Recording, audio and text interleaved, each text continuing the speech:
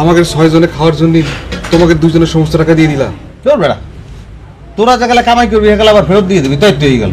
না না, সে কথা করছি না, আমি করছিলাম যে টাকা দিয়েছো এই দিয়ে খাওয়া চলো 5-6 দিনের, তারপর পরেরটা পরে দেখুন যাবো, আগে বাসি লই। বড় বেটা 2-4 দিন না গেলে তো পরিস্থিতি বোঝা যাবে না। পরিস্থিতি আর কি বুঝবা? পরিস্থিতি বুঝা পারতাছ না? আমগো আগে এসে উয়েরা উপরেও আছে আরো কতটি, অন্য চাকরি বাকরি কিছু পায় নাই। গত 4-5 দিন ধরে উয়েরা না খাওয়া, আটা পারে না, জ্বরে পুইরা যাইতেছে শৈল, ওষুধ নাই, পানি নাই, কিচ্ছু নাই।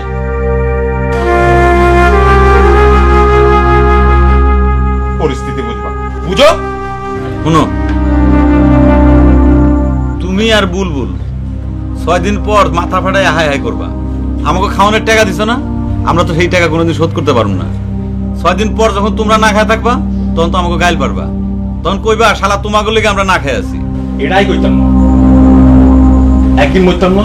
দূর বেটা মরণের কথা কোকা, মরতে আইসিনি মালয়েশিয়া বেটা, 6 দিনের মধ্যে একটা কিছু হইবেই। হইব না দাদা, হইব না, 6 দিনের মধ্যে কিচ্ছু হইব না। বিপদে পড়ে আজ দেশের কথা ভুলে আসি। আপনি 2 দিন আগে তৈবা আমার কইছিল কি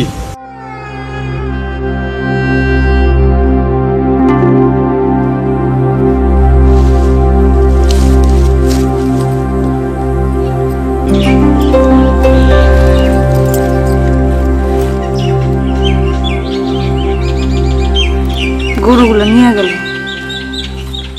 আর টাকা দিয়ে গেল।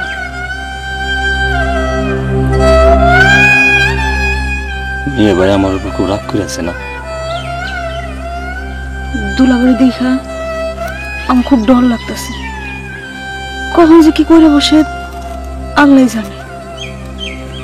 মেয়ে ভাই এখন কি করতেছে? টাকা গুনতেছে আর পাগলের মতো বিড়বিড় করতেছে। সব টাকা ঢাকার অফিস নিয়ে দিয়ে আসতো। আপনার ডর লাগতেছে না? লাগতেছে।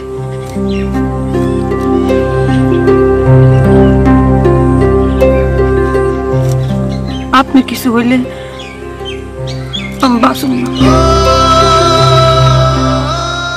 তো এবার কথা শুনলে আজ আমার এই বিপদে করে থাকতে হতো না।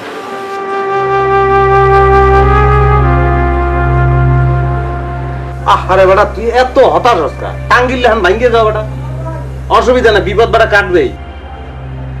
বিপদ কাটানোর তো কোনো লক্ষণ দেখতেছি না রে ভাই। এখন কি করবো ক?